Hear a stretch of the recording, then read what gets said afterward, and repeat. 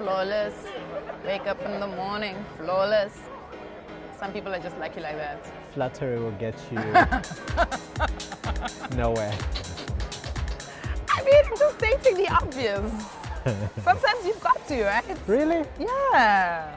Hello and welcome to the Financial Bunny TV. As you already know, my name is Nicolette Mashile and I am the Financial Bunny. We are at the US Africa Leader Summit in Washington, D.C. It is the year 2022, so things are moving very quickly. But guys, I have the absolute pleasure of sitting down with Charles Murito, who's the Head of Government Affairs and Public Policy for Africa at Google. Welcome to the Financial Bunny TV. Thank you, Nicolette. Should I call you Nicolette or Financial Bunny? Either one works. I'm happy with either one. Which one do you prefer? I prefer Nicolette. Done. Nicolette it is. Thank you. Yeah. People never ask me that. Really? Yeah. Why not? I don't know. They It's just very assume. polite. They just assume I'm happy with Financial Bunny. Yeah, but I mean, it is a brand, so it can stay. It's a pretty cool brand. But I'm sure no one wants to walk around being called SABC, or you know what I mean, or like ETV or Kenya TV. That doesn't make sense, right? True. So I want to talk a little bit about Google and what was the importance of partnering with the US Africa Leaders Summit this year? I think a couple of things. One, it goes back to our mission, right? So our mission is to organize the world's information, make it universally accessible and useful. But we've also localized that onto the continent to say that we want Google to work for every African user, right? So such as yourself, you're using YouTube. Yes. We want YouTube to be practical and relevant for you, especially when we think about the potential that the continent has. When we talk about the youth dividend, when we talk about the resources that the continent has, we cannot talk about that without really talking about the people, right? So we can think about it in two ways. One, there is the hardware, which is what we've been looking at in terms of mining, of just the minerals underground, etc., for many years. But I think when we're thinking about the next generation, in South Africa, there's the massive focus of the fourth industrial revolution.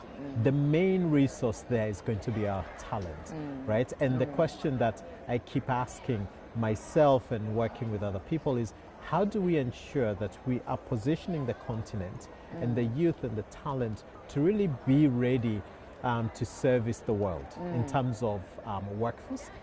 Because there's a data point that I absolutely love, which is by 2050, more than a third of the world's workforce is going to be in Africa, right?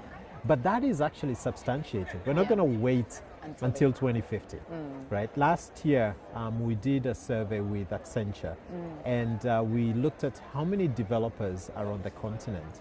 And that number was almost 720,000 at the end of 2021. But what's powerful about that is that 38% of those software engineers are working for companies outside Africa.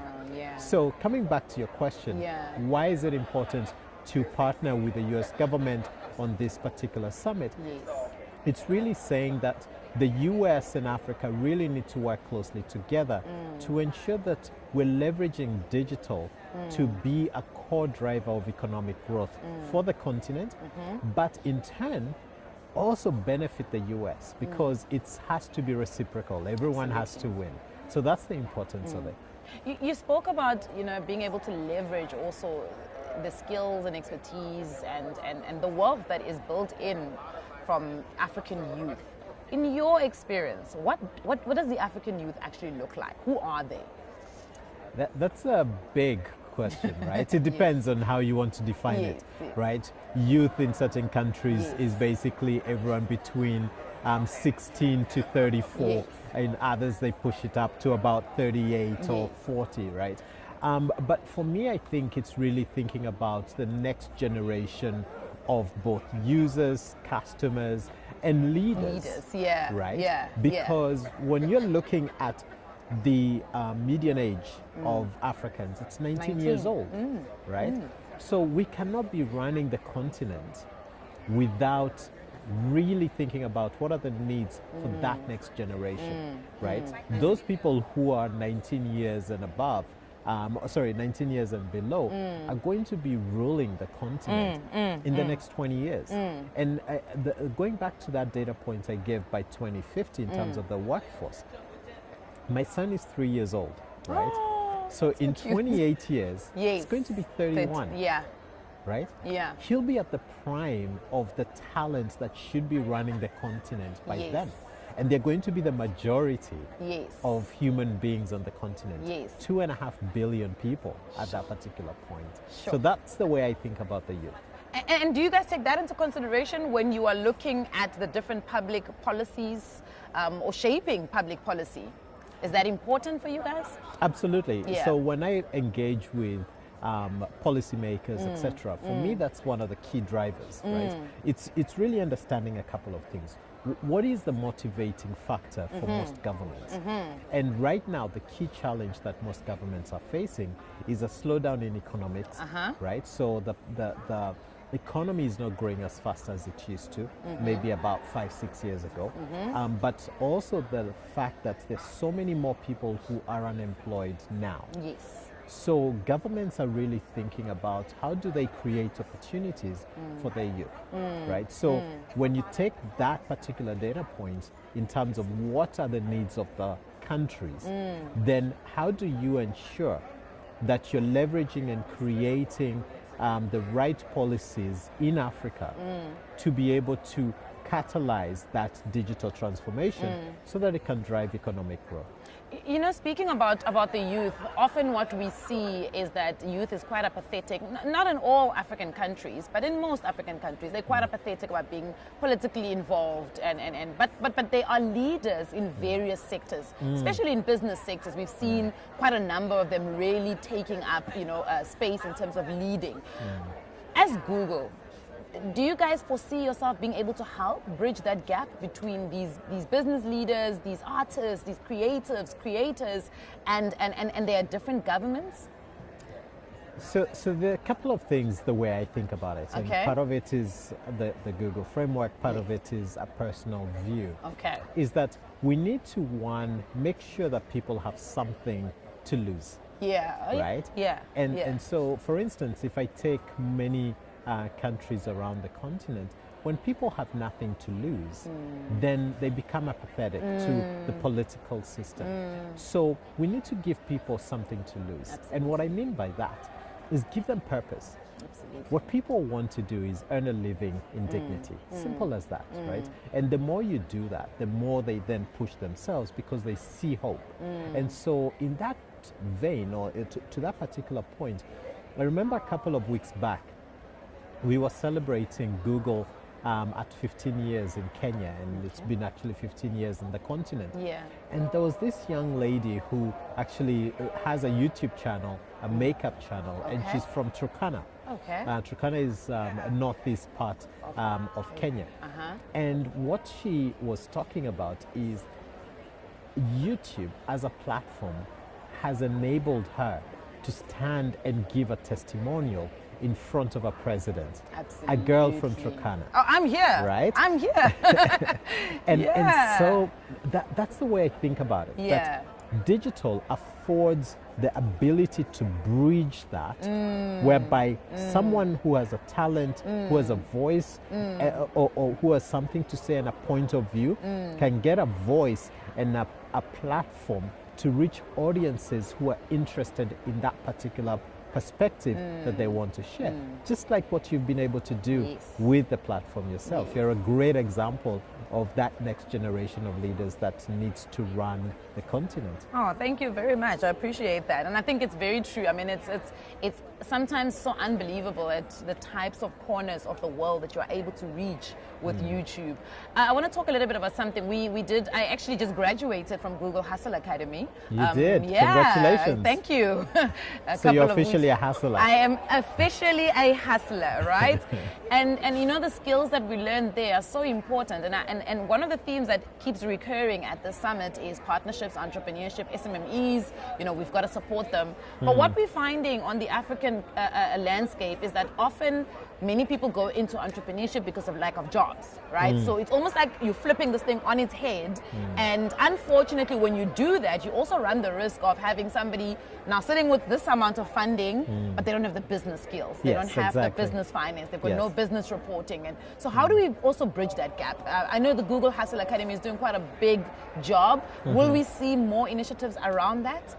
Before I answer the question, I have to ask you this question. What did you find being the most valuable part of Hustle Academy? I think for me it was the networking. I think at the level that Google Hustle Academy and some of the things that they were teaching us, I think I had surpassed that at some point in my business cycle. But I do feel that there was a lot of value in terms of the networking. But one really important thing for me was the reiteration of some things that we think, especially when you're an entrepreneur, you're like, oh, I'll do it, I'll get to it, you know. So things like paying yourself a salary. Yes. You know, it's often difficult to separate your personal finances and the business finances. So there was a lot of reiteration that I think was important. I would like to see the Google Hustle Academy having maybe different tiers going forward. Absolutely. Yeah, so that if I, as Nicolette, who feels that I've kind of moved past this stage, there's a stage that I can connect on. Because my biggest thing for right now would absolutely be things like scaling, would be things like access to bigger markets, global markets, you see. So that's kind of where I am. Yeah, so that's why I'm asking if there's going to be further engagement with entrepreneurs. So entrepreneurs are a core part of who we engage with. Yes. I don't know what the next program is going to be or how Hustle Academy is going to evolve over time. Yeah. But a couple of things that we do that for me is really core is the fact that when we look at the different programs that we run, all the content, once we've structured it, lives online. Absolutely. So as long as you can be able to have access to the internet and log in, you'll be able to actually learn, and self-teaching is a key part of that. So that's something that we will always see. So even when you go back to the Digital Skills Africa, that's something that has really lived its course, and people are continuing to take that in multiple languages. We started off in English, but it was then subsequently translated into French as well as Portuguese for the Portuguese-speaking countries. You know, when you're thinking of Mozambique, Angola, Cape Verde. And so that is something that we'll always do. But also beyond the Hustle Academy, there are other portals that we already have, which actually cover the things that you are talking about. What is the next level in terms of scaling, etc. And so you should check out Think with Google. Think with Google. I must write that down. I don't want to forget. Don't forget. Think with Google. So Think with Google is a platform that we actually use, which is thought leadership, which looks at just various aspects of business, marketing, digital transformation, and that's something I think that would be really fantastic for you to check out. Oh, definitely. I'll definitely check it out. As we're ending this session, I want to ask you, growing up in Kenya, what is the one money rule you're being taught at home? What was your relationship with money at that point? Did you have one? Did it exist? Did you guys speak about money in the home? Yeah. I had a fantastic relationship with money. Oh, I love that. You're the first. Can I high five you? Yeah, you're the first person to ever say that on this channel. Yeah. Everybody's just like, oh, money was such a big issue. Really? Yeah. No, we can have a whole session on money. Oh, I love that. So the way I was raised was actually very simple. One, really understanding the value of money. So from a very, very young age, I knew the value of money. Two, we had a thesis that my mom kicked off, which I hope to sort of move on to my son, right? Which was very simple, which was for the most part, not always, but for the most part, I could get anything I wanted. Okay. Right? If I wanted to had to buy me something, I could get it. Okay. On one condition. I had to pay half of it. Oh, from your own pocket? From my own money. That's clever. Right? So 50%. And what that taught me were a couple of things. One, it taught me how long it takes to actually earn. So if I wanted a bicycle or a pair of shoes or whatever it was, right? I knew how long it took to earn that, right? So my half, I had to sweat for it, right? Two, I had to really pick and choose. right? Yes. Because money wasn't infinite, at least my Yes. money wasn't infinite, Yes. right? Yes. So I had to start making decisions about what is the most important thing, right, that I want. Yes. So thinking about the needs and the wants, and Yes. then deciding how much do I really want something. Yes. Because if I bought a pair of sneakers, It means you have to forego something else. at some point I would not be able to get the next thing. Yes. And the third thing it taught me was patience, right? Because it taught me that there's no instant gratification, right? So if I wanted something, let's say I wanted a bicycle, I had to wait to have my half so that I can actually be able to get that bicycle, right? Yes. So I think those are three things that I find really, really valuable. And then, you know, everything else that's sort of underlined, Yeah. right? You learn how to save, right? Yeah. You learn how to work hard for the money. Yeah. You learn how to negotiate, Yes. right? Yes. One of the things I used to do at some point is I started selling marbles at school, Okay. right? But I had to figure out how did I How to negotiate price, and how yes. do I price those marbles at Yes, school, yes. and how to differentiate what my product was. So I have always loved money and my relationship with it, but Yeah. I give all the credit to my mom.